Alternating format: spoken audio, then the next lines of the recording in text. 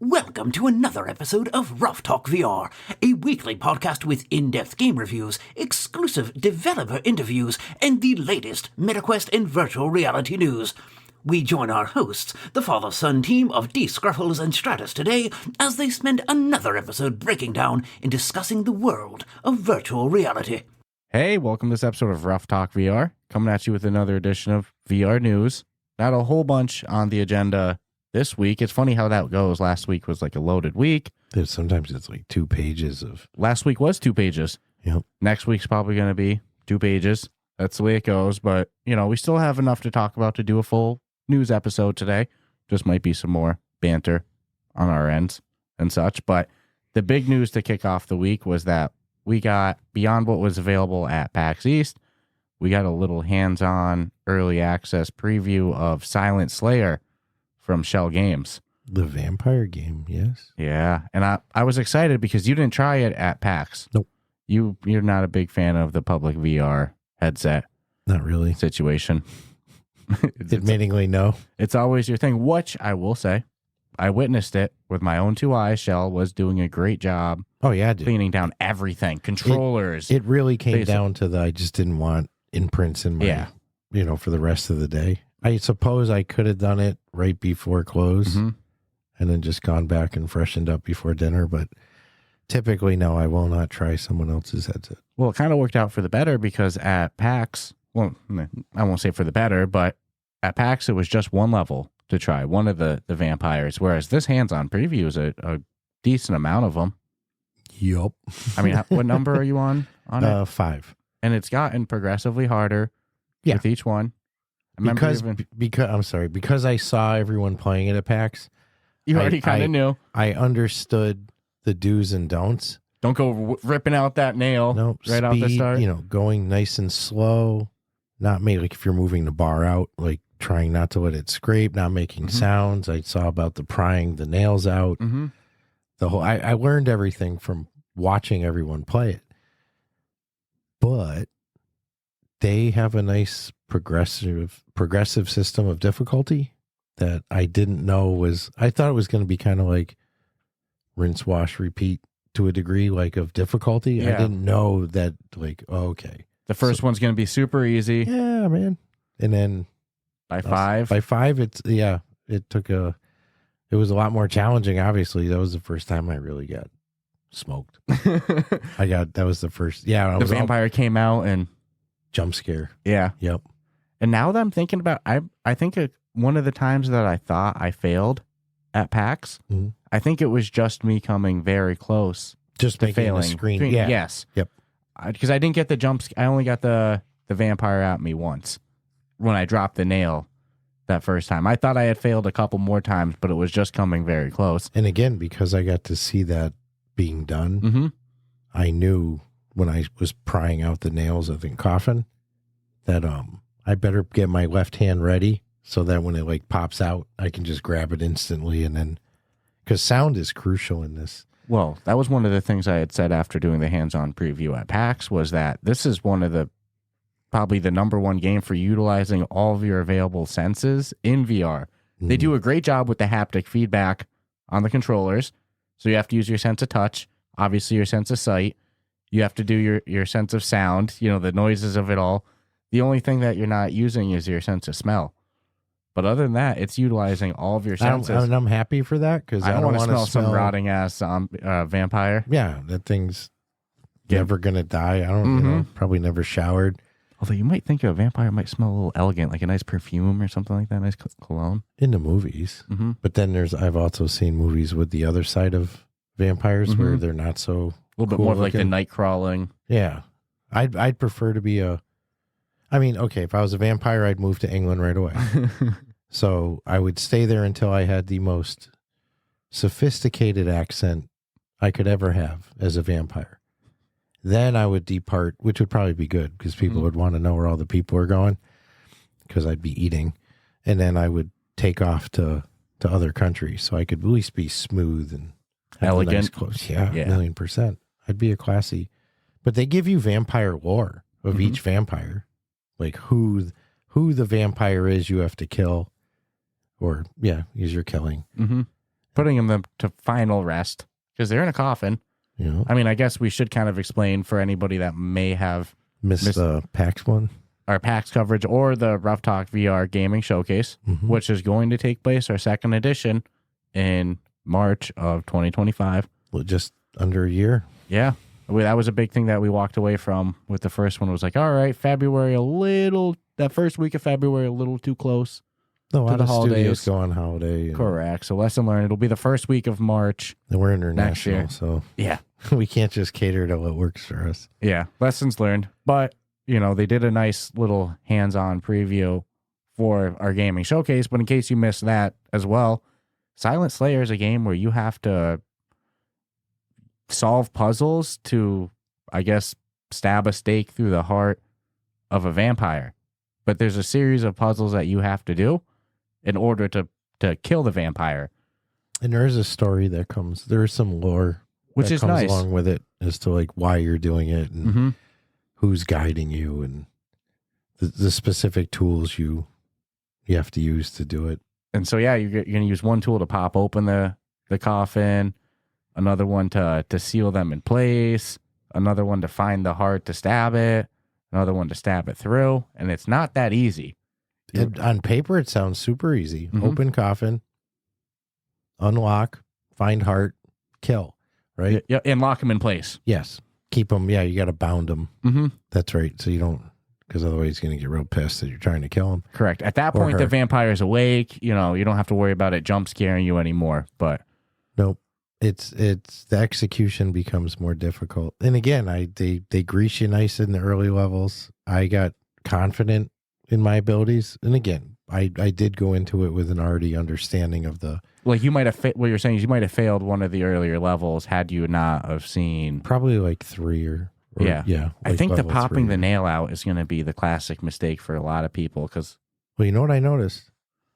I mean, granted, you because when you put it on the nail, your tool clearly, your little pry tool clearly fits on the nail, like no problem. It locks itself on.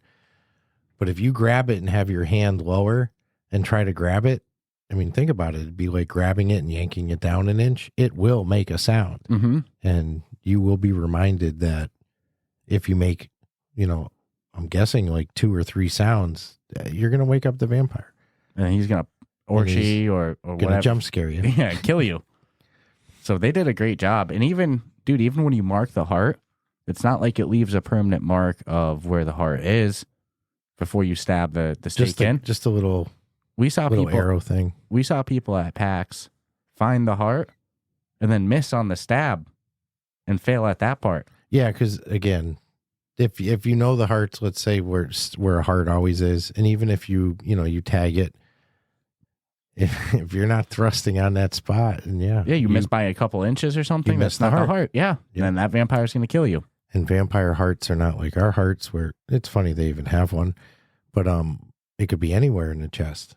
Yeah. So you can't make an assumption that like, oh, I'll just speed through it and just It's going to be whap the heart. It's going to be a different spot. Yeah, different each time to the same vampire. I wonder how many total vampires there are. 10, I think, but I might be misspeaking. But they did a great job. They're doing a great job, I'll say. Yeah, full disclosure, dude. Conceptually, I didn't know how fun I would find it. Because it sounds so basic. And then when I saw it at PAX, I was like really I obviously saw the trailer on the showcase, but that's not the same as seeing people play it in person. I was like, all right, I'm intrigued. And then I was kind of like a little like, oh man, I really wish I could have tried it. So the second I got it, I was right on it. And I'm like, this is a lot more entertaining for me than I really thought it would be. I knew I'd like it, but I'm like, am I going to want to finish it? That type of thing. But the minute I realized they're throwing like a little more difficulty in there, they're adding some extra challenge element to it. Yeah, it got me hooked. And I'm like, I'm liking this a lot more, and which made me happy because I knew I'd already like it based on what I'd seen and the level I saw people play. But to actually play it, I was like, yeah, this is pretty cool, man. And you already know that Oh, look, so that last vampire is going to be hard. There's no doubt about it. Yeah, By I the was fifth- already thinking about it. If the 5th is hard, then the 10th is going to be Yeah, I think it's 10. Don't whatever, I'd have to the fire final. it back up and whatever the final is I'm going to not be the there yet. hardest. But you already know it's like you're going to finish it and you're going to be like, oh, I would buy a DLC of more or give me more vampires. Like it's one of those things that if you could add more content very easily to it.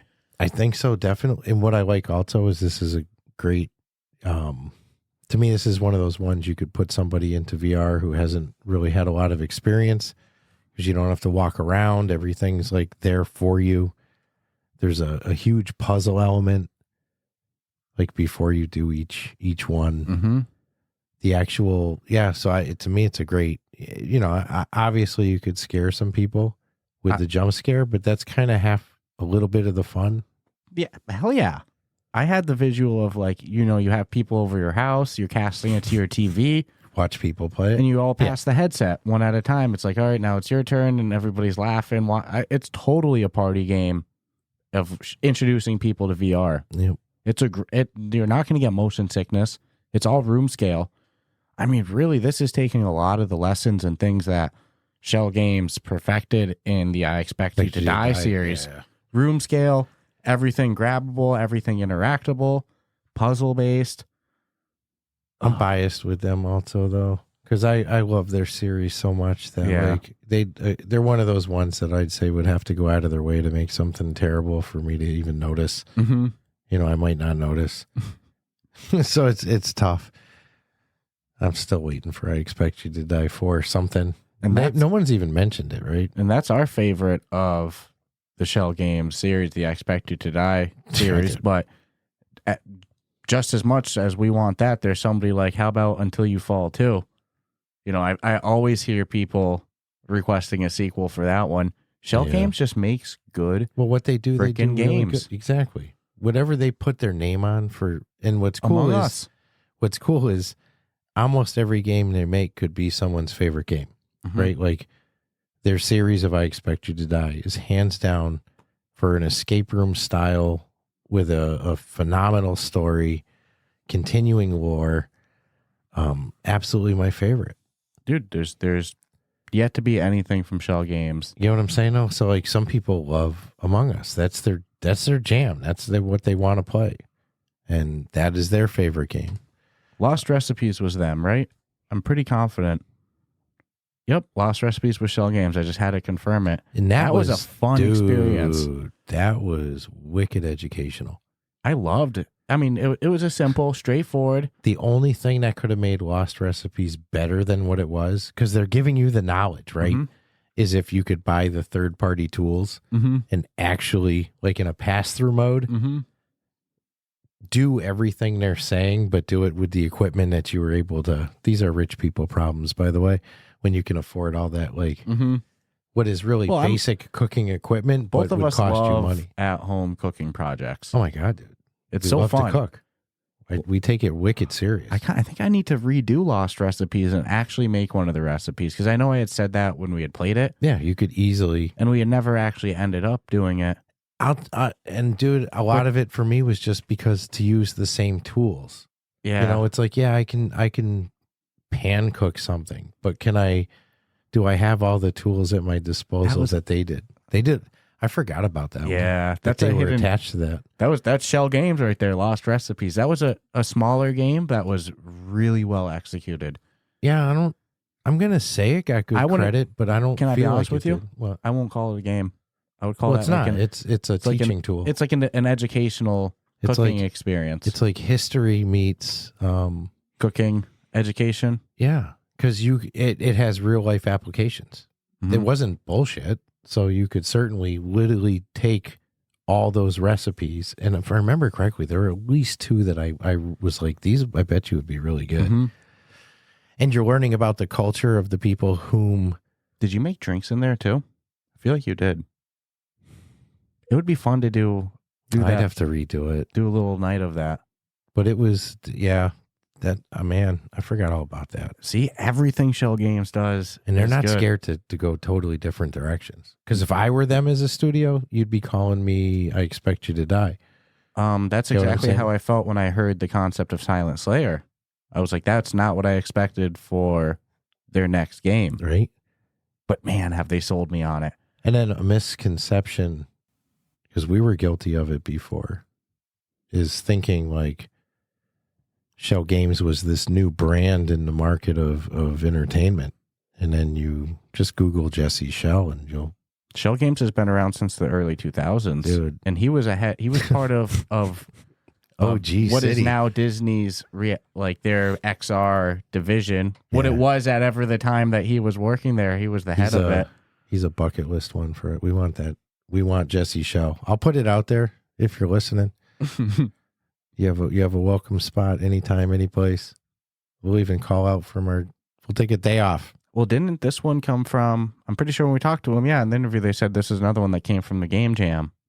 Yeah. They're just, dude, they're a unique studio. That Game Hands Jam down. concept is so good to, you all It think so. worked. Yeah. I mean, somebody presented this and the whole studio was like, this is... Absolutely. And this is the type of game that when you play it, you'll understand. It's fun.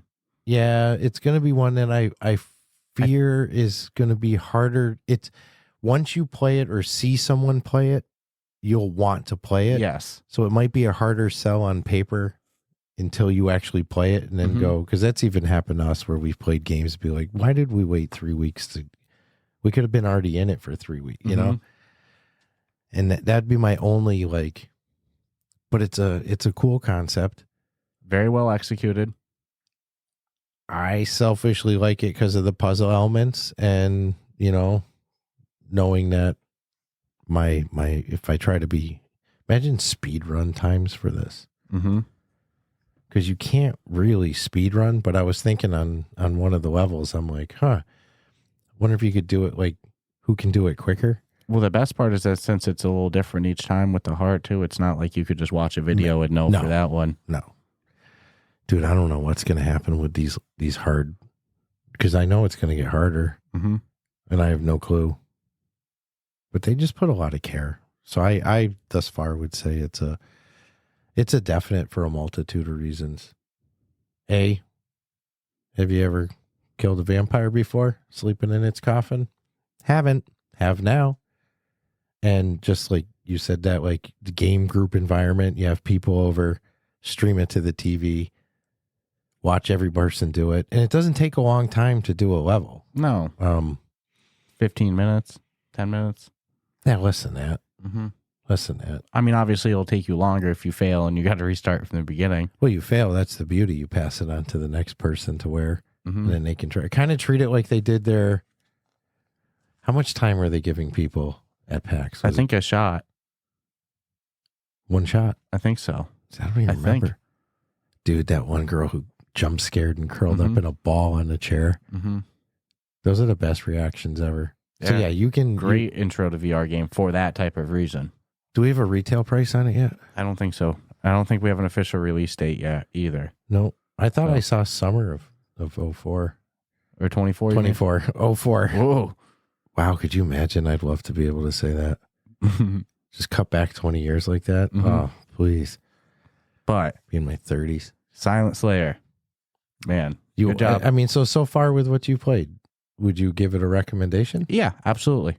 I had that recommendation that after I played it at PAX. I knew one from level. watching the people playing at PAX, that was it's a good one. Yeah. I didn't see one person play it, and there seemed to be a lot of people who were new to VR that played it. Absolutely. And I give them credit because here's a game where you can take someone who's never played VR. Now, granted, they had, I'll call them handlers from the Schell team that were there to help you as far as get situated and, make sure you controllers, this and that. And here's the concept.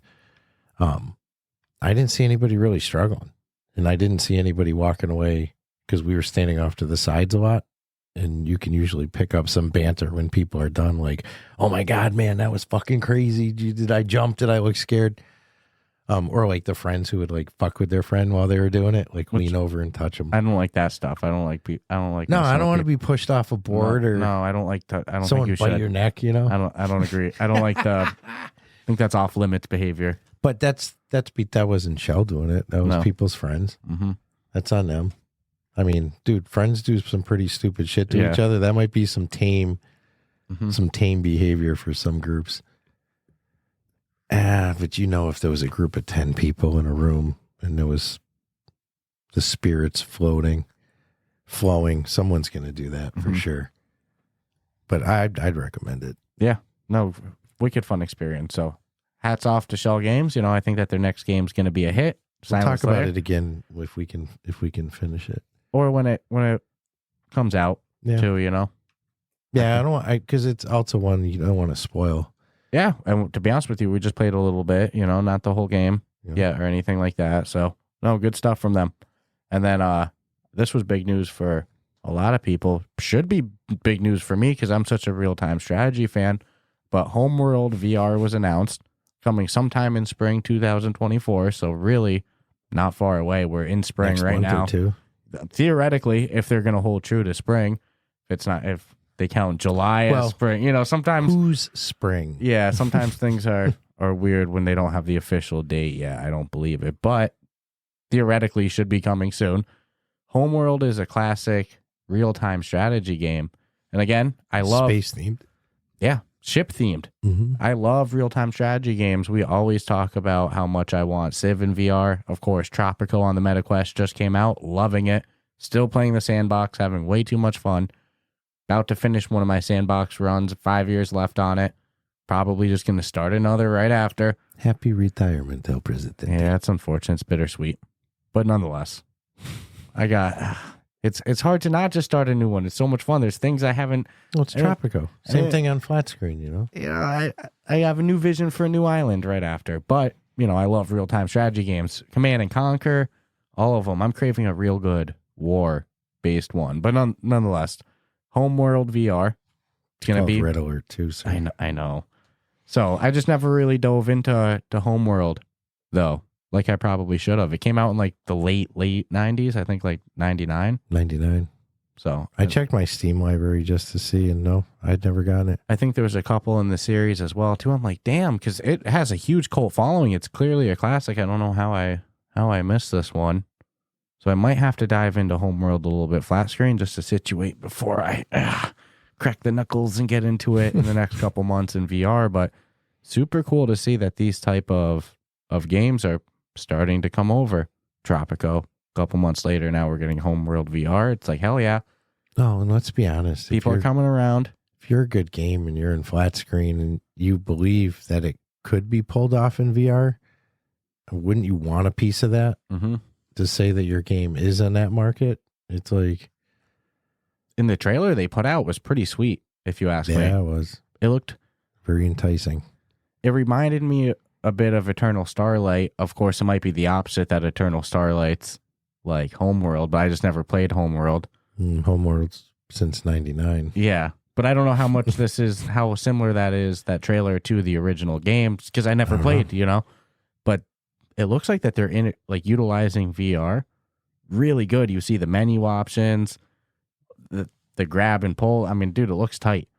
The graphics look good. There was a lot of cinematic fighting and visual. So and not having played flat screen, I'm going to avoid flat screen on this one. I'll do the opposite of what you're doing. And I'll play the VR first, and then I'll go flat screen. Yeah. And see how it is. I think it's like $34 for this huge bundle on Steam right now. Of all of them? Yeah. Yeah, Steam's good for that stuff. It's hard not to, especially when you see it come with the DLCs of the originals too. You're like, fuck, to have the complete collection. Yeah. And VR. Yeah. Not a bad investment. So Homeworld VR coming sometime spring 2024. Yeah, as a huge fan. That could be next week, dude. And today is Monday. So who knows? Maybe it's coming out in 4 days. I'm guessing, so we're in April right now. Dude, what's the end of spring technically? No, June 21st? Usually ask these questions of Tracy. I feel like it's June 21st. I feel like. I never know, dude. When I think it's fucking fall, it's summer still, whatever. Like the technicalities. It's like, I just base on I'm going to guess it's going to come out in May. If it's warm out, That's it's gonna be my summer. guess. If it's cold, it's winter. I don't think we'll see it this month. My guess is May. which would be a month away. May or June, you're thinking? Yeah. I like when things have actual release dates. The coming soon page of the MetaQuest store is getting so big. Where's my phone? I'll go to it for after. Dude, if we didn't have anything to talk about today, we could literally just go through the coming soon page on the MetaQuest store app and talk about each game on there. There's so many games. There's so many games, dude. Remember when people were like, oh, the store's dead? There's like nothing on there. It ain't. Which really wasn't the case. There just wasn't hundreds of games. Astro looks pretty cool. The Flip. Look at this. So much Small Land. Oh my goodness, dude. Games for days. So, dude, another one. Contractors Showdown, which we've been loving. The open betas each weekend that were for free. Sad. Well, they gave so much for free. They gave so much for free. Well, don't do it then. I wish I never played it. It's like they got you addicted. They got you hooked. Yeah, dude. What did I say last night? You're like, hey, you want to meet up and play at this time? And I'm like, is the Showdown servers open? And you're like, no. That was the previous weekend was the last one. Because they kept doing their free open weekends. So much fun. But now it's officially coming out right around the corner, April 25th. It's going to be $20. Yeah, on the official MetaQuest store. $19.99, right? Yeah, $19.99. Right. Just want to clarify. You can pre-order it now with 10% off on the MetaQuest store. I am shocked. It's $19.99. That's a steal. I for that thought game. For sure, like I would have lost money. 24, 30, 24, 20, 29, 99. The game's very polished. Huge map. Yeah, I keep having visions of there's going to be either they're going to do seasons, different maps. I just, there's so many directions they can go with this. If you look at shooters as the genre, and then there's subgenres of it, like we have the extraction-based shooter. Number one, Ghost of Tabor. The only extraction-based shooter. Yeah, and maybe the number one competition. And maybe the number one on the overall list as well. But, that's kind of one subgenre. And then you also have the team deathmatch or 5v5 type shooters, which would be Breachers, XA, baby. All those type of games. And then you also have battle royales. So I think for the best for extraction base, you have Ghost of Tabor. The best for 5v5 style, that's undeniably Breachers. And then I think Contractors Showdown is putting themselves in the position to be number one for battle royale, something that I would have given previously to Population 1, hands down. This is... Yeah, dude. And as you're saying, I'm like, what kind of nice bundle would it be to be able to buy all three of those? Ghost of Tabor, Breachers, and Showdown in one package. For like $50 or something like that. $60, bundle. Something like that. I was thinking 69. Something like that. $69.99. So basically like 20 something a game. Or $22 a game, some shit like that. Yeah, I think those are the three best shooters. If you're each with their own sub-genre, you could say. Till someone can figure out how to squeeze Counter-Strike over into the Meadowland here. Man, at this point, they better be damn good VR developers because they got to do it better than Breachers. And that's crazy because Breachers are so heavily inspired by it. Well, that's Valve, so... Yeah, they could do it. They'll do it. They could successfully do it. It's crazy that there's not Counter-Strike VR. Not until a Steam headset.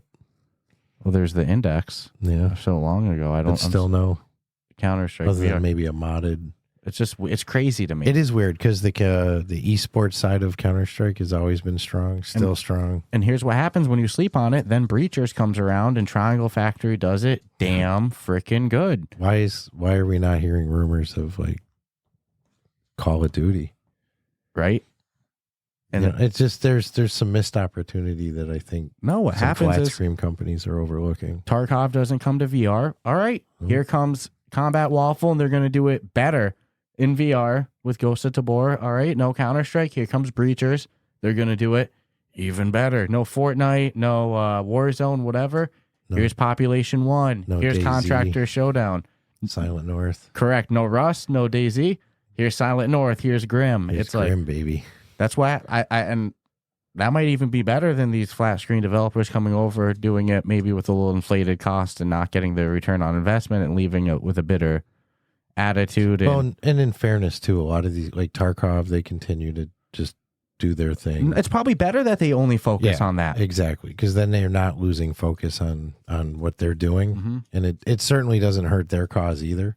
Well, then here comes Fee-Fi Fo-Fum. Here comes Flat to VR Studios.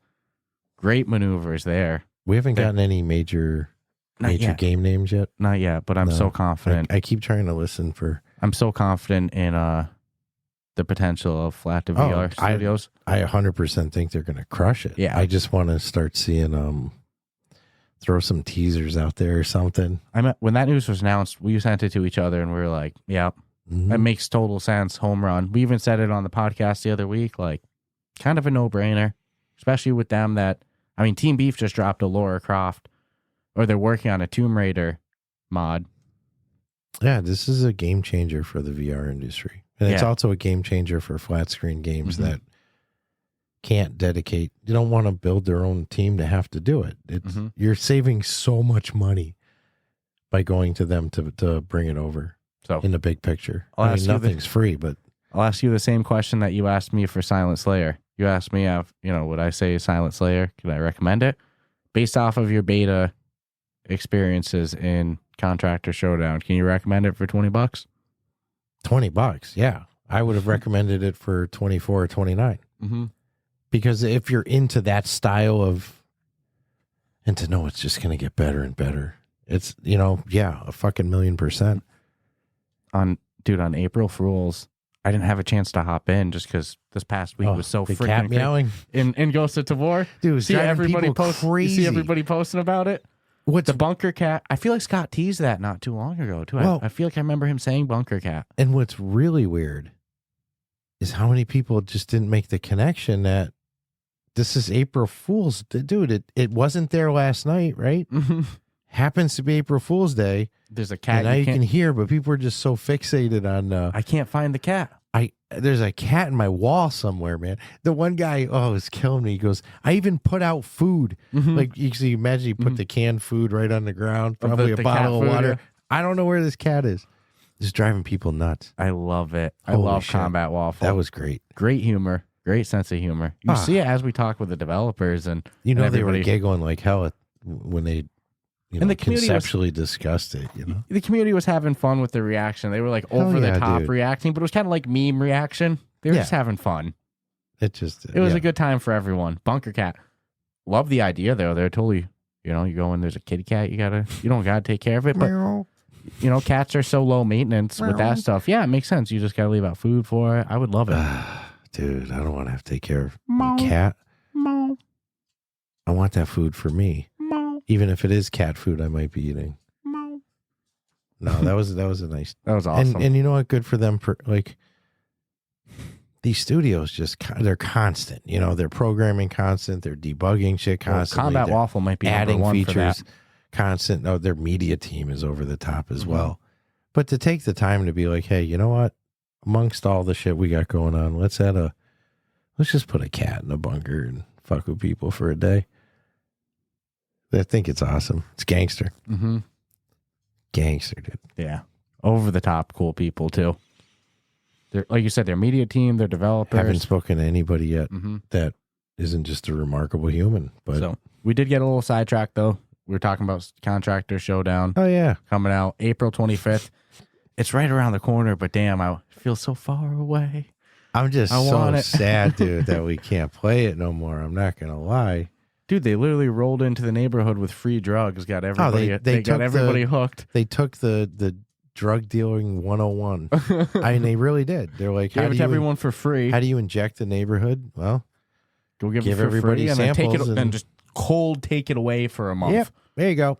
Got me and itching. If you want more of this, it's going to cost you $20. Like, you sons of bitches. Sold.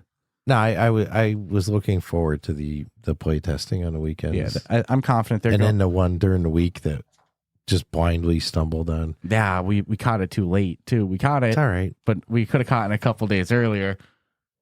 But no, that was good marketing from their end. I'm pretty confident game's going to do really well. Yeah, they're going to make good money. It's gonna put a hurt on the. It should bleed over some of the older Pop 1 players.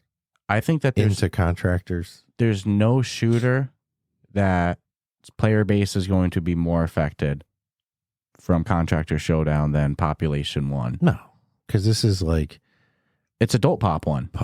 PUBG meets Population 1. It's like they've literally taken the best. The graphics from are so good. I don't think it's going to hurt Ghost of Tabor. I don't think it's going to hurt. That's a different style. I don't think it's going to hurt Breachers. I don't think it's going to hurt. Different style. Yeah. I think, but Population 1. Everyone's got their own lane. And right now, everybody's got a great. We've got the extraction. Mhm. That's covered. Even former Ruff Talk VR podcast guest Matt Serra, which I'm always even hesitant to plug this one because we were so green. Whatever. We'll talk to him again someday. Maybe we were so green with podcasting in general. 5th episode or something, and we somehow get that. We were so green with podcasting. We were so green with interviewing, and we were even so green with VR in general. It'd be a totally different animal these days. So sometimes I'm even hesitant to talk about it. But we had Matt Serra, former UFC welterweight champion, welterweight, yeah, and current UFC Hall of Famer, a legend, one of the best personalities in the MMA industry. We're both huge MMA fans. Not to be fucked with in the real world either. No. Very legit BJJ black belt as well. Old school BJJ competitor as well. Was a tough dude. Yeah, just dense. But he's a huge Population 1 fan. That's how we got him on the podcast was, I think we touched his heart a little bit with being a father-son. Cats in the cradle and the silver spoon. So he's singing that in the background while you were sending the email. Threw us a sympathy one. I'd love to get him back on. Yeah. But in all honesty, because it's been 3 years. Yeah. He was a big Population 1 fan, and he was just on the Joe Rogan Experience with some of his training partners, and he fucking went crazy about Contractor Showdown on it. It's the adult Pop 1. It's the real deal Pop 1. Well, because he said that they reached out to him because they know he's a Pop 1 fan. So they reached out to him. Caveman. Told him about it. They were like, why don't you just try it out in the beta? It's free, right? So they hooked him up into the beta, and he said he freaking loved it. And it's like, well, no shit. It's everything great about Pop 1. So it's cool to see Matt Serra still pushing the VR train hard. You know what makes that cool is like... But that's a prime... Sorry. The dude's got... runs a gym, right? He coaches fighters. Fucking flying all over the country. It's not like Rogan came to him to do these, so you knew he was in Texas. Does a podcast for the UFC. But what's amazing is so many people could have played with him and not even know that they played with him. Yeah, we could have gotten killed by him in the open beta. Not known. If he was just playing during the open beta. Just saying. Right. Both East Coast. Did he call you a nerd? Mm-hmm. If he called you a nerd, it was probably him. Nah, it's cool, but to see people with those kind of schedules, and that's kind of a little bit of their unwind. And didn't his wife did the workout apps? I think so. Yeah. And if you didn't see the clip of him talking about Contractor Showdown, I highly recommend to check it out because his passion and enthusiasm for VR, you can't fake that. Dude, he's a legit fan of VR. That is not so cool to see. It's not a passe thing, but there's a lot of celebrities who are into gaming and shit, and just don't talk. People don't even fucking know that they're playing like Snoop Dogg live, online. It's crazy. You just never know who you're playing with.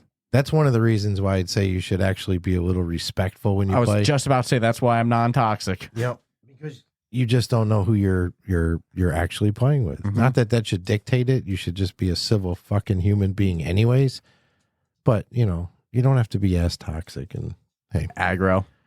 Yeah, for no reason. My favorite though in those type of games is when people talk shit, like in the lobbies, just run in their fucking mouth. Pop 1 was great for this. And then the joy you take when you find out the person you killed was that person running their freaking mouth.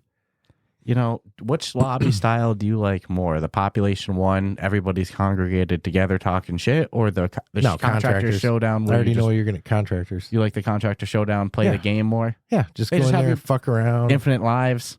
Ginormous map.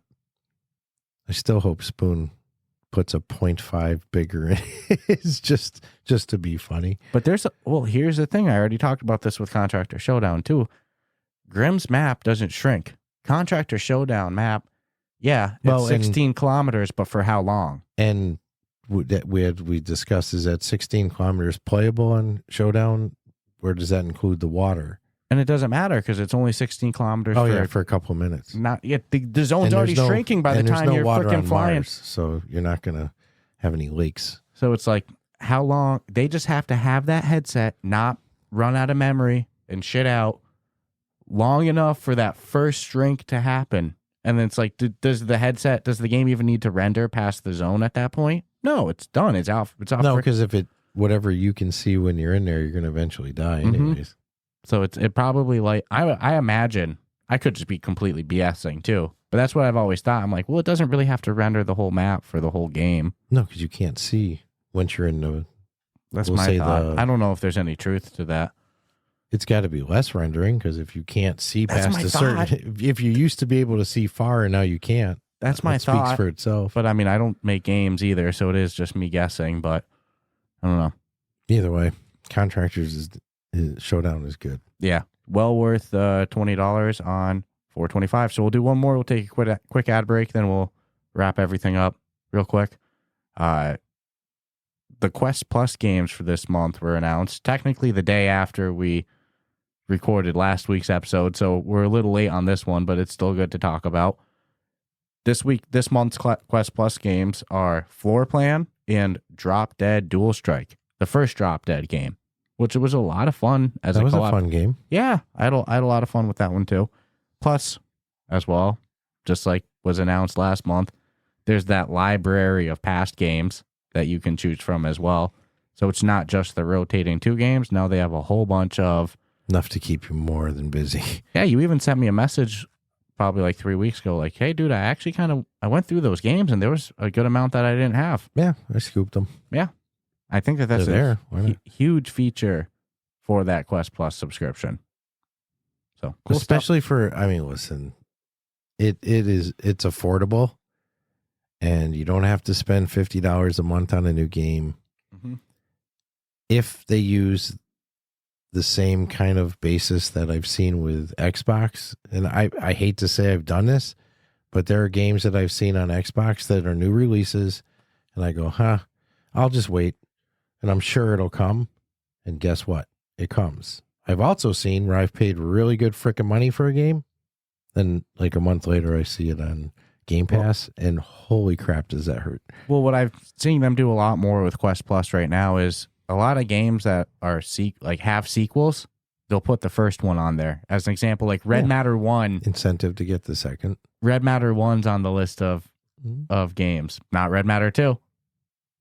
That type of stuff. I Expect You to Die, is it? I think. Now you're gonna make me look. It's worth checking because geniusly, there's so many, dude. There's way too many. So the games that are included on the MetaQuest Plus in their rotating subscription, I guess rotating because apparently the games are going to switch out at some point. But there's Onward, The Climb, Fruit Ninja, Sports Scramble, A Township Tale, Aspire 1, 2MD VR Football, Walkabout Mini Golf, Until You Fall, Jurassic World Aftermath, Hand Physics Lab, Demeo, Red Matter, and Tetris Effect Connected. I say Walkabout Mini Golf and Demeo make that subscription worth it alone. That's two really freaking good games. Replayability and shit. Demeo's a $40 game. The problem with Walkabout Mini Golf, you're going to get it on the Quest Plus subscription and be dropping $3 but left and right. How many? Because those DLC courses, you're going to tell me you're going to play through Walkabout Mini Golf and not buy yourself some DLC courses? No. You got to buy them all. But you're going to get hooked. If for some reason you're like, I just can't afford it. I just don't have the resources. The basic amount of courses is still enough that you're going to go and have a good time. Absolutely. So either way, it's a win. Yeah. So the Quest Plus service, it got a lot better last month with those additions. And then this month's games, Floor Plan, and a game I loved, Drop Dead Dual Strike. Great stuff. So we'll take a quick ad break. Then we'll be back with you with the rest of the VR news. Like always, if you've been enjoying the podcast, be sure to subscribe on whatever podcast platform you listen on, whether that's, Apple Podcast, Spotify, Podcast Addict, Overcast.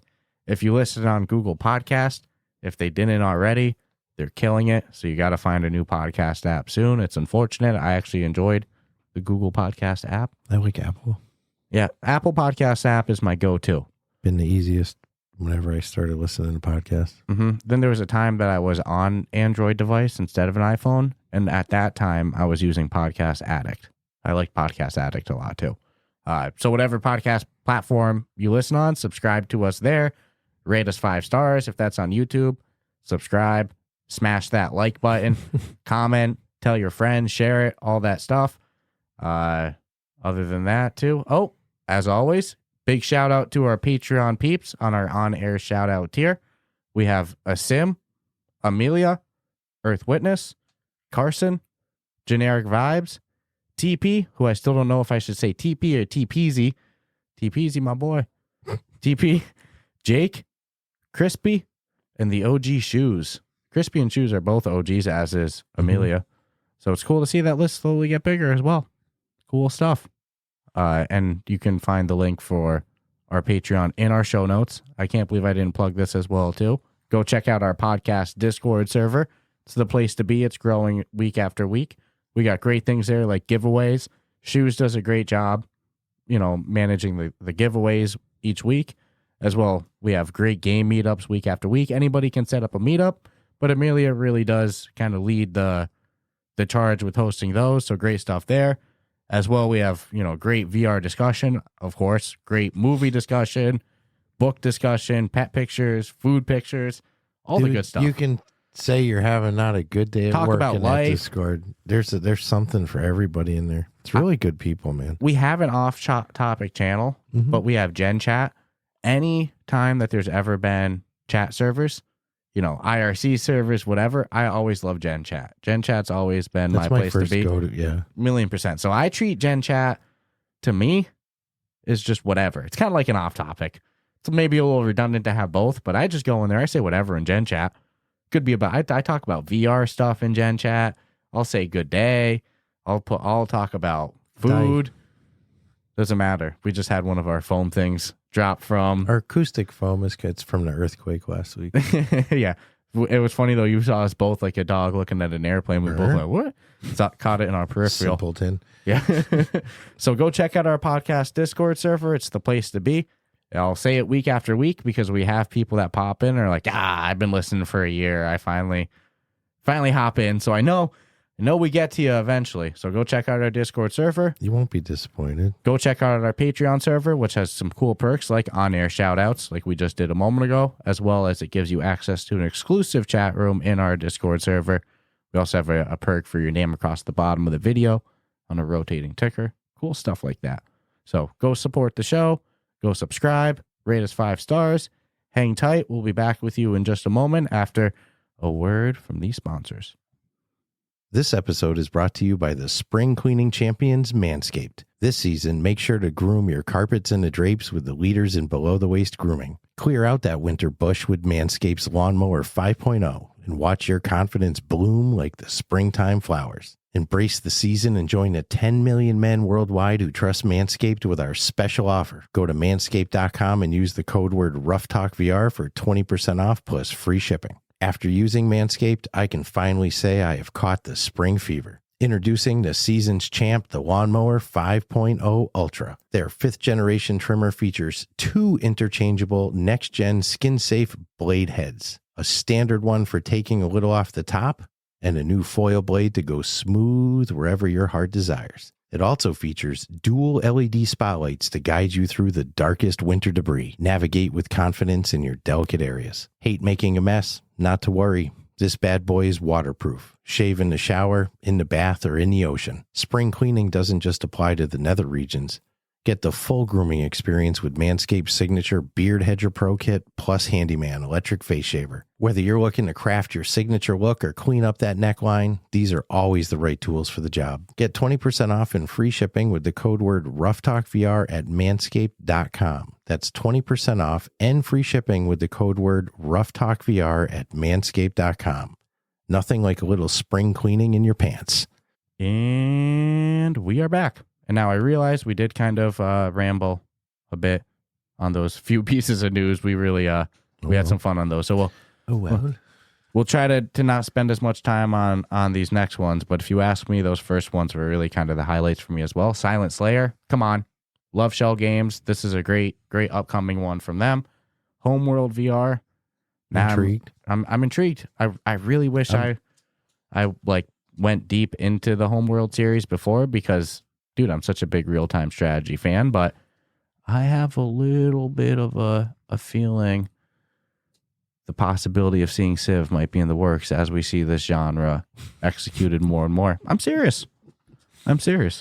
Combat Waffle will do it. They're working on... If I had to put my gut on a studio that would do it just to do it, well, remember when we interviewed... It would be them. Remember we interviewed Scott and he told us that Ray is working on a StarCraft-esque game? Yeah, that's no joke. I want, that, we can talk about that if you want. StarCraft's a great game. Mm-hmm. It's got the elements I like. So I'm saying, dude, these big studios, man, they better... if you have a unique game concept... You better bring it over to VR, otherwise somebody else is going to make their own IP. Corner it. Yep. And at this point, Tarkov tries to come to VR. You're up against Ghosted Tabor now. That's crazy. It should never have been like that, but you sleep too long, baby. Somebody else comes up. I'm not going to blame them though, because they're focused on their product. Yeah, they don't have the time to be like. So StarCraft's not going to come to VR? No. Ray's going to make it. Yes. And he's probably going to make it just as good, if not better, I'm freaking excited for that possibility. So nonetheless, Homeworld VR has me hyped. Grim. Contractors VR coming this month. Let's go. Grim playtesting opened back up too. Ooh. Yeah. We're still taking applications. Yeah. We're so close to PC VR. We're so close. Yeah. I can almost feel it. Yeah, dude. There's a lot of movement with... Anytime I see like the playtest opened up again, I'm like, oh, okay. Just finalizing some more shit. I don't know. I'm excited. Yeah. The fact that that's going to be on standalone VR is crazy. Well, it's cool. You can watch videos of it. So it's not like just total mystery or stealth of darkness over, what's it going to be or not be. I'm so excited the first time we get to go into it. I'm hyped. And then, dude, this past week, Skyclimb came out. I was excited for that. We had interviewed... That's fun. It's a fun game. The developers, VR Monkey, we interviewed them the other week. Raphael? Yep. And Pedro. Cool people. Love the energy. God, I was just going to say... energy. I love Brazilians, man. They got such good culture. Such they good have energy. Some of the best parties on the fucking planet. So, come on. You know what I'm saying? Come on, Brazilian barbecues, too? Yeah. Let's go. Some of the best food. Churrascaria. Fucking music that just makes you shake. Typically, just don't get them angry. That's, my only advice is just don't get a Brazilian angry, because male or female, they're going to fuck you up. They probably had it a little harder than some. You heard about the import costs, fucking 1,000%. No, 100%. 100%. Yeah. Just double the cost of any. Just don't fuck with Brazilians. You're fine. Which, dude, culturally and food and, awesome people. The few times we've interviewed a couple Brazilian developers, and they're always so much fun. Just have fun. Anna Ribeiro from the Pixel Rip series. Yeah. She was awesome, too. She likes to have fun. And you see that energy in Skyclimb, too. Yeah. Pedro's energy was... Pedro's energy was awesome. Both of them. Yeah. That was a fun interview. It's a good team. And Skyclimb, man, a fun game that was on App Lab. A lot better than I thought it was going to be. Graduated to the official MetaQuest store. I talked about it before. I have a bias against the Gorilla Tag Locomotion. It's a bias. But I can replay in my head you telling me in the headset, like, dude, I don't like that style of movement. And I know it's the thing right now. And then we played the game, and it's like, no, I think I even rebutted with them, like, well, underdogs, it's like similar, but you're like, but it's a small Underdogs arena. Was my first exception to it. Well, no, Out of Hand, I enjoyed Out of Hand. Out of Hand was fun. Yeah. But Skyclimb is actually good. It's a lot more challenging than you would think. It's not too much that Gorilla Tag movement, because it's more just propelling. And it doesn't take a long time to figure out. No. Quick rounds. Yeah, fun game. So super cool to see them release. And they're nerfing that fucking 1 second shit, right? I hope so. That people basically like walked through their playroom. Yeah, that's so dirty, dude. Genius, though. I mean, I can't hate. Genius. Can't hate the player. It just shows you the level people, like the ability to think and be like, huh, I wonder if I just set my boundary real big. Well, I accidentally did that in Loco Dojo back in the day. It worked though. I didn't. Didn't they fix that too? I don't know. I just remember the dude being like, Yeah, that's "Yeah, a cheat. You're cheating. we didn't take that into consideration for a standalone when people had no wires." Even in VR, dude, people have figured out a way to do it. That's amazing, though. I remember thinking I was so freaking good at this mini game too, dude. I'm like, I'm crushing it, and he's like, "Yeah." What game was it that cheating. you could like stand on a chair and set your height for, and it would affect your? I can't remember the game. This is when we first started playing VR, and I got all greedy with it, and I went like my upstairs and reset my boundary thing so I could be all big. Oh, I wish I could remember. Yeah, anyways, it's not really important because it didn't really give you as much of an advantage as you think, but just the brain thinking that way of like. But props to VR Monkey for their release on the official MetaQuest store of Skyclimb. Yeah. It's a happy-go-lucky, feel-good game. It's a lot of fun, good for all ages. I recommend it. I like games that make you smile. Yeah, it's got good energy. And again, I wasn't sold on it on appearance. No. On like store page. No.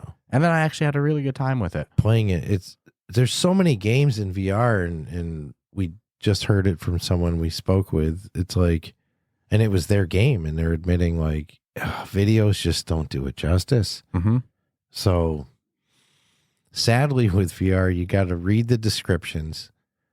Fuck whatever video you see, because chances are is it's either not really going to be the best representation or it's an over representation because they didn't use actual in-game. But until you're in there, I've seen games that looked bad and put the headset on and been like, this game is freaking great, dude. Really, absolutely. Cards and Tankards. Mm-hmm. Besides the fact that it was free, which scared me, I was like, eh. And then freaking got it and was absolutely blown away and upset that we hadn't gotten it earlier. Mm-hmm. Like, why did we wait on God's this? Gravity as well. Uh-huh. Loved that one. Yeah. God's Gravity is so good. I'm down to go back VR into is just that a too. unique thing. You should only be able to shop for VR games in VR. Get what I'm saying? See like the immersive experience. Get a little preview in full VR, and then you'll make a better decision, which you can't really do. I get, but I understand what you're saying though. You don't really fully understand how good or bad a game is going to be until you're actually in it. How can you represent virtual reality not in virtual reality? Because if you could, you wouldn't need virtual reality, right? Which it's a good thing Meta is so friendly with their refund policy, which I don't do. If I don't like a game, I just don't refund it. I take it on the chin, I've whatever. never refunded a game. But some people they do. But Meta's one of like game, console, store peeps. They're some of the friendliest. You're not doing that at PlayStation. No, you can't refund at all. It doesn't exist. No. Which is Get weird. out of here. I think you can on Steam though, can't you? Steam is if I remember, they're a little bit more friendly too. But I don't refund games But often. no, definitely. No, I've always been like that. I just take it on the chin. Maybe it'll get better one day. Whatever. On to the next. I know I have some Steam games that I bought. I actually Xbox too. I have whole series of like games I thought I was gonna like and I don't. Imagine me and dude, you got the sale and then it's gone. It must be a constant back and forth, back and forth. And that sucks. Of course, somebody will say, "Well, make a game that people don't refund." Well, you know that people are always going to refund when the policy is so People are weird. generous. Make a game people won't refund you. Dude, Medieval. How do you make everybody happy? That's impossible. When Medieval Dynasty and Tropico VR came out, they didn't have referral codes. Remember that? Mm-hmm. And then Medieval Dynasty posted in their Discord, like, we're investigating why.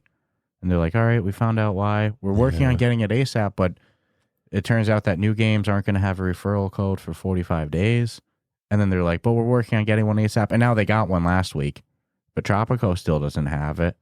And I'm like, I kind of don't disagree with that. Well, if you knew you were going to get skimmed off the top, you probably wouldn't be pushing it hard to, hey, fix that. Let's look at Contractors Showdown, right?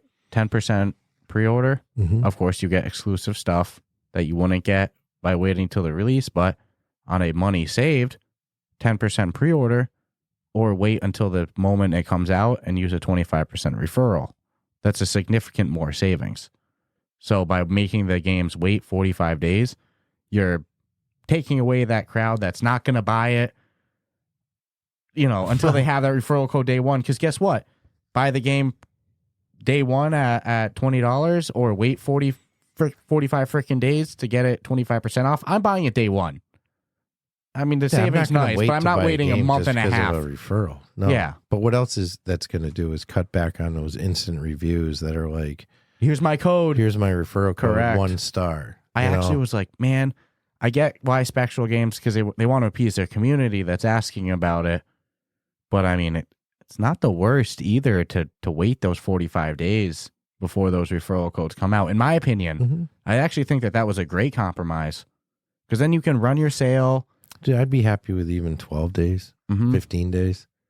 Because we've gotten those codes from developers before of like a discount on a game for 10% off. Use code Ruff Talk ZY74-5, whatever crazy cluster. It's a weird one. Numbers and letters.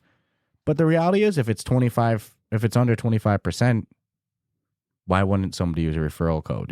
No, the codes have to be. If it's going to be a special code, it's got to be 30%. Yeah, or it's just not, because you can gotta beat out. You can farm those 25%ers all day. But now you're giving developers 45 days to run marketing campaigns before those non-consensual opt-in. That comes off the developer's end, too. They take that on the chin, those 25%. That's why I'm like, if I were a developer, I would not be upset about this. Correct. I'd keep I my would mouth be in shut. no rush to be giving people 25%. I wouldn't be contacting Meta going, that 25%. what's wrong? How come I can't get less money for my game? Yeah.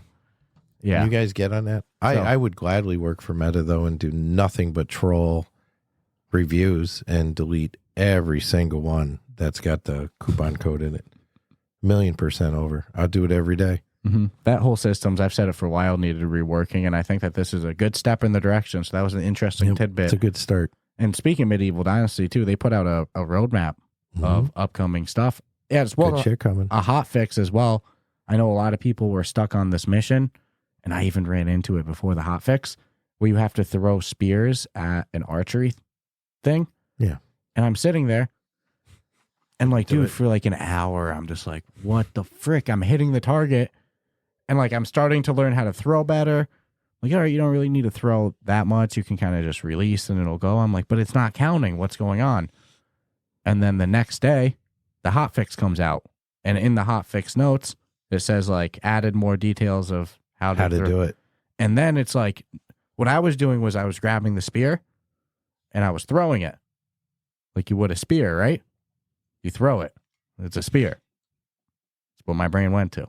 But you grab it and then you put your other arm out. Is the aiming guide. And it creates a pointer. And then you throw it and then it was counting. If you think of like throwing it a javelin, it makes more sense. Yeah. And I was like, well, it made sense as soon as I saw it.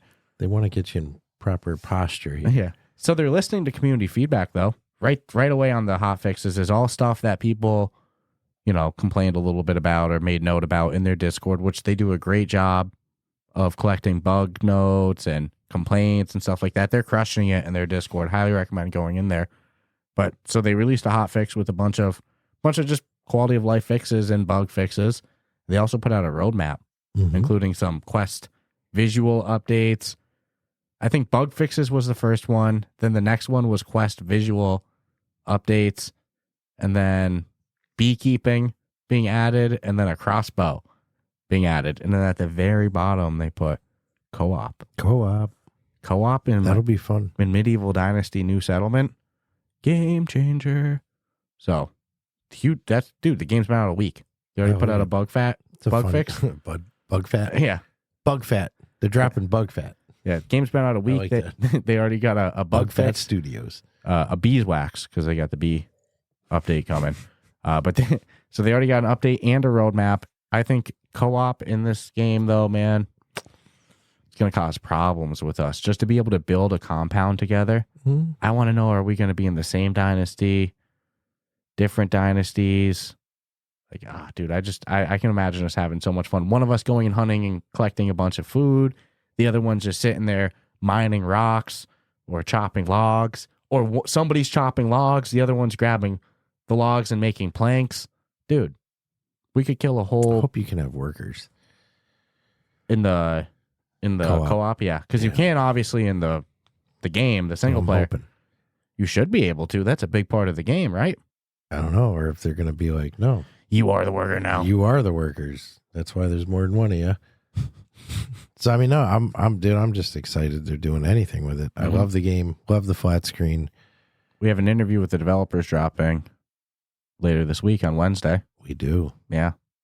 All the way from Poland. Mm-hmm. That's freaking awesome, dude. Might have some, for video watchers, might have some video hiccups on it, but we'll see by the time it comes out. We're an audio podcast anyway. Mhm. You know, so what? You might not see our pretty face the whole time. If that was way the it goes. case, we would have been on YouTube from day one. Correct. And we were deliberately not.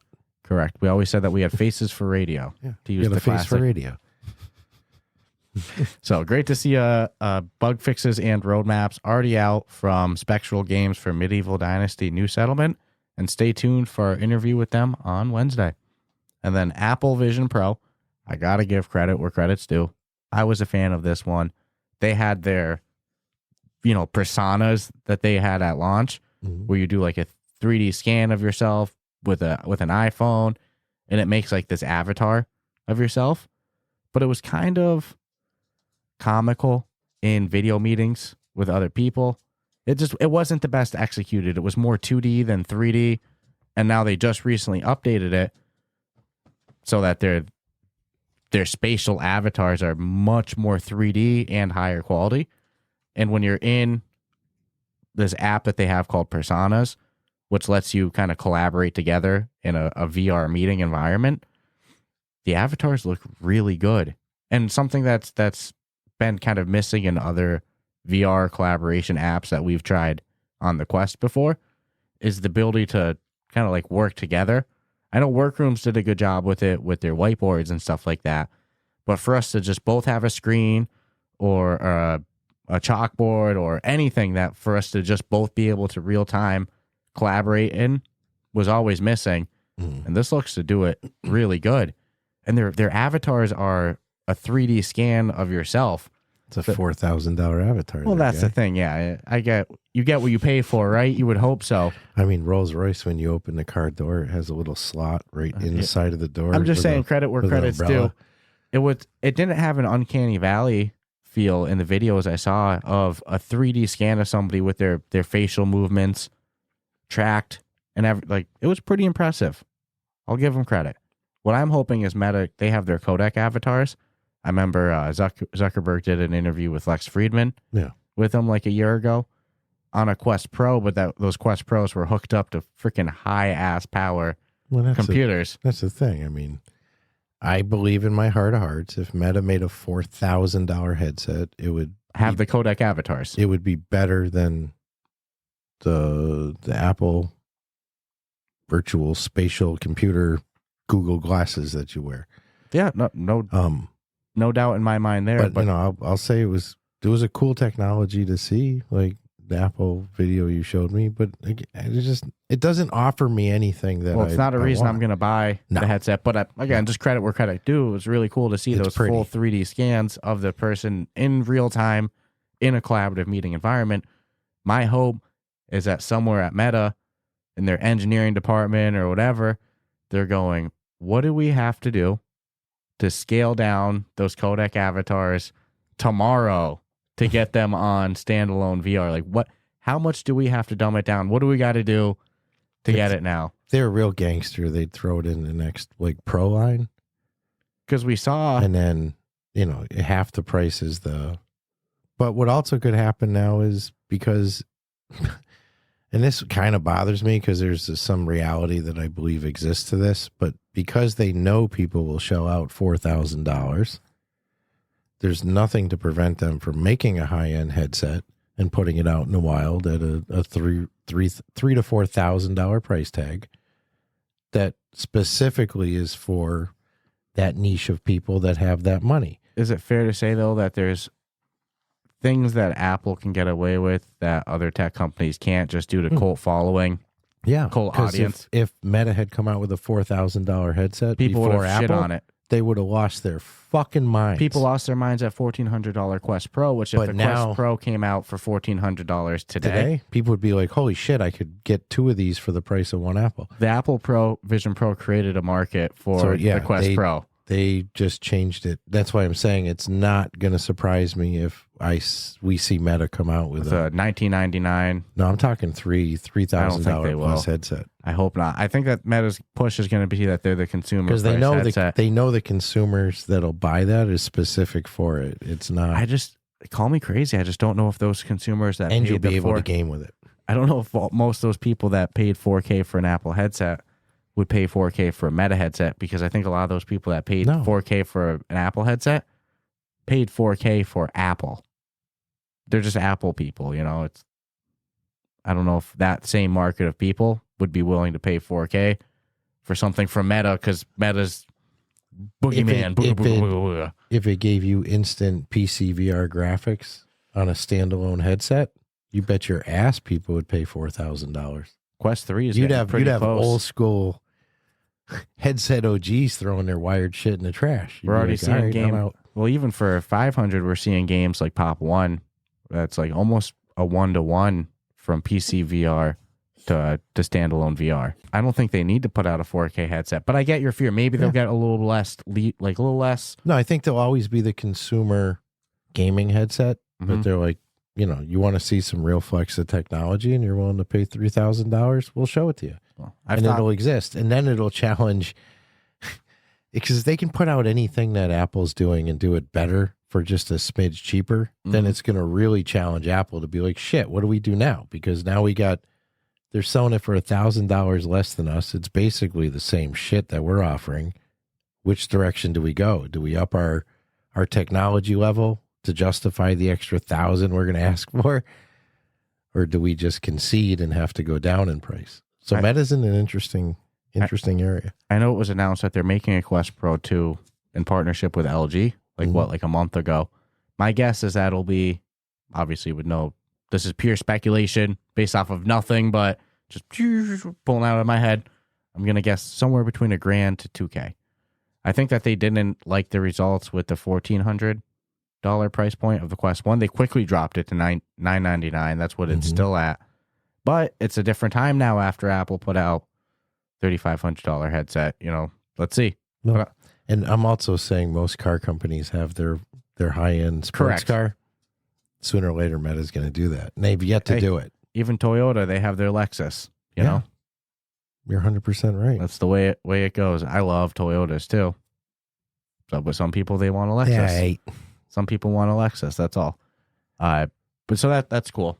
But just in closing on that, I hope it creates a little push in Meta to get their codec avatars consumer ready, even on a more scaled down version, quicker.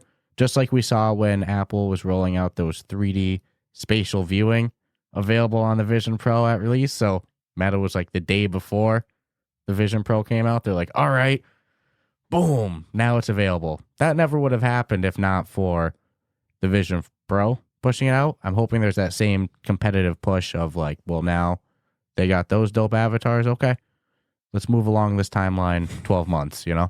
Still not paying 4G for a pretty avatar. I apologize. I'm not paying 4G for a headset from any company. That's the reality. You know, I love Meta, but I don't have 4K to spend on a headset. So as long as they stay in the consumer price line, they got my sales. There'll always be that model because Meta knows their demographics fucking better than anybody, to be honest with you. I think the Quest Pro line is going to stay in that $1 to $2K price range. I hope. I might just be optimism. I predict, and I'm not going to say it won't, but I do see a $3,000 headset coming. I'm guessing $1 to $2K. And it is going to never go higher. Fucking shit all over apples. $1 to $2K, I'm guessing. But let's see. You think that's the highest they'll ever go? I won't say not ever. saying like 10 years from now. Yeah, I can't use the word ever. And all that shit. Yeah, but in like the current near future. Next couple of years? Yeah. $1 to $2K for a Pro line. Okay, I'll take the bet. They'll definitely break 2K within 2 years. Judging by how fast they dropped the Pro line from $14 to $999. Well, because they were the first to do that. And then how much they're continuously dropping the Quest 2. I think they like moving quantity. I think that's just I think that they've explored both models of like, let's price it a little higher, not move as much, or let's just I think they hit it right on the head with the Quest 3 pricing. Yeah. That was perfect. Mm-hmm. It was a little expensive, but it wasn't the worst. They haven't touched it yet. Nope. They haven't moved it at all. They ain't budging for a year. No. They just keep playing. Not at all. When I saw them dropping the Quest Pro price, and now what I'm seeing that what they're doing with the Quest 2, to me, that just looks like market research. You know, they're just like, what's the best price points for each line? They're probably trying to figure out a price point for the Quest Lite that's in the works. You know, that'll just replace whatever the exact price of the Quest 2 is. Boop, $199. Boom, that's the price of the Quest Lite, you know? But nonetheless, getting a little off topic. Other piece of news, we'll try to wrap through these quick because I know you're hungry. You were sick all last week too, so props to you for getting through this. After the Fall, a game that's been out for a freaking almost 2 years now. If I'm After the Fall is a OG game at this point.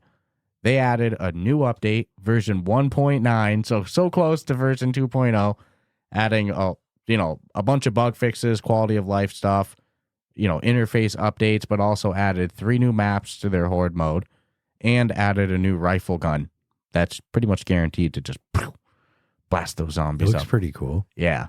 After the Fall. I haven't played it in a while. No, but how cool is it that Vertigo Games is still putting out updates to it? Dude, people love the game. With Arizona Sunshine 2 and Hellsweeper VR still getting continued updates, and then they're like, don't forget about After the Fall. Here's version 1.9, so huge props to Vertigo Games. That was unexpected. And then a huge piece of news, Breachers, their long-awaited and hyped competitive mode is finally coming out on April 9th this week. Really, tomorrow.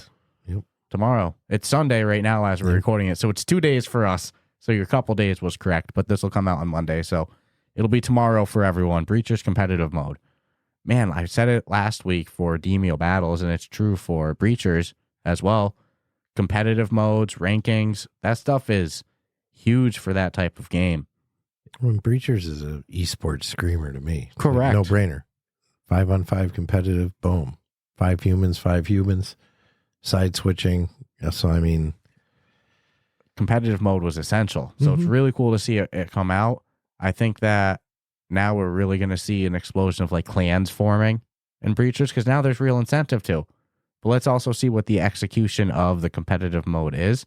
If it's just rank stats, there's a little bit more to it. Let's see.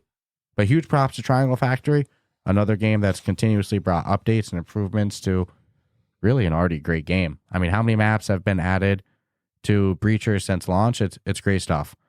And then the last piece of news, Fast Travel Games, one of our favorite publishers and developers in VR, it was announced that they've sold over 1 million total VR games. So not saying $1 million revenue, whatever. They've sold 1 million VR units. That's pretty cool. Yeah. Games, yeah. That's pretty cool. I don't know the exact... It's actually not too surprising to me. And if you just... look at their publishing wing. Yeah. We joke forever. You want to get it there quick? You want to get it there fast? Go to Fast Travel. It's like so many little limericky slogans you could come up for them. But they're good at what they do. There's only a handful of companies, I think, that are at that level of if they put their name on it, it's going to be pretty freaking good. I think when you can say you've sold 1 million of anything, you're doing pretty fucking good, dude. I just love that. I think a lot of people had this vision of a lot of flat screen studios and publishers coming over to VR. And I have this totally other vision of it's our own studios. It's like, it's not these big publishers and stuff come to VR. It's these people are going to be built from the ground up, like Fast Travel, like Vertigo, like Resolution Games, like Beyond Frames. That's Mighty Coconut. Combat Waffle. It's to me, I'm much more intrigued by who the VR industry builds from the ground up than who's already established that comes over to VR. You know what it is too? These studios are like, they've always been humble. We've spoken to most of them. They've always called themselves indie studios in what is such a niche space as it is now. Schell Games, I should have name dropped them a moment ago. Absolutely. I thought you had. Otherwise, I definitely would have said so. But we've looked upon pretty much everything you've mentioned as these are the AAA studios. It took us about a year, I think, to figure out, because we were sitting here as consumers, we're doing reviews, we're talking to developers, and they're all saying we're indie developers, and these are our most favorite games we play. These are everybody else's favorite games they play. And we're like, you know what? We're not seeing these AAA quote unquote studios come in. And the ones we did see come in didn't necessarily do the best. Face planted, as far as I'm concerned. Like, came in with an arrogance. This was pre-Ubisoft, because I feel like Ubisoft did a good job. Yeah, with. I will exclude Ubisoft. They're the exception to they're AAA. the only one I've seen so far. In give it an honest go. Yeah, with like no ego attached. And freaking what happens at the end of the day? It's all these studios that you mentioned that are continuing to pump out better games than the last ones, better experiences than the last ones. They are the AAA studios. And we just need to separate flat screen AAA, because just like you're probably not going to see Mighty Coconut just jump into the flat screen space and dominate. But yet they can in the VR space. And you're not going to see, for the most part, these AAA studios just waltz into VR and start taking. It's just not going to happen. So that's my vision of the future for VR. It's not these huge flat screen studios and publishers coming over. It's these VR studios getting built up from the ground up and established. And now look what's happening. You see Resolution Games, they're getting a Dungeons and Dragons IP deal. You look at Vertigo Games, they're getting Metro Awakening. Homeworld VR is coming. Well, if you were a studio and you were in flat screen, your options are, what, one of three? Spectral Games with Medieval Dynasty. Sorry to... No. You either do it yourself, which on paper has just got to look terrible, right? Financially, you got to go, holy shit.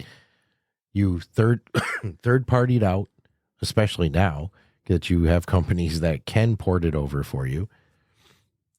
Or you're going to have to start from freaking ground up. It's just not a good win. So yeah, you're at the mercy in some case.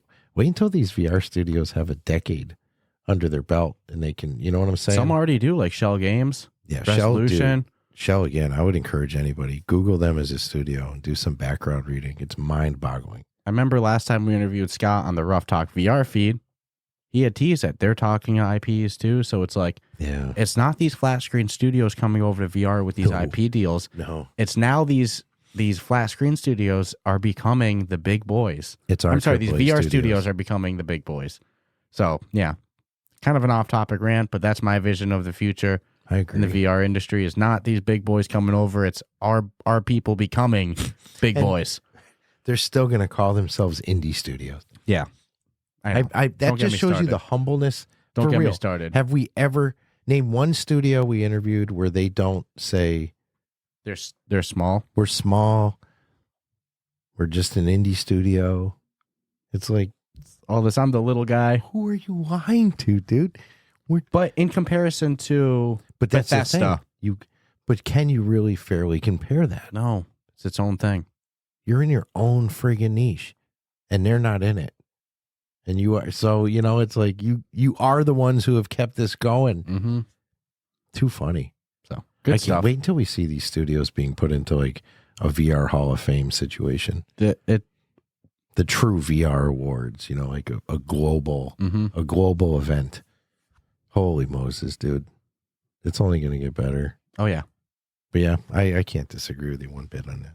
So fun stuff. Wasn't a whole bunch to talk about today, but look at that. We rambled a whole bunch. Ended up being a super long episode. So shit happens. That's the way the cookie crumbles. Like fork topics. So whole bunch of stuff, planned for this month. Whole bunch of great games coming out.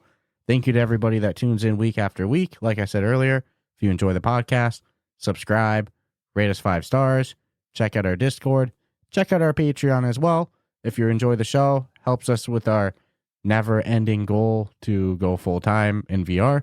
That's a puzzle, much like Silent Slayer, that we will figure out one day. But, you know, day after day, if you're... Just like Silent Slayer, slow and steady. Hey, if you're a studio or a developer, you want to advertise a little bit on the Ruff Talk VR podcast, you can always hit me up at Damien@rufftalkvr.com. We can talk a little bit that, too. Help on that little goal as well, too. So, nonetheless, if you enjoy the podcast... We can make you office. Yeah, we can make it happen. Subscribe. Rate us 5 stars. Check out the legendary, ever-hyped Ruff Talk VR Discord. Check out our Patreon. And and stay tuned for an interview with the Medieval Dynasty CEO and lead developer on Wednesday. Sweet.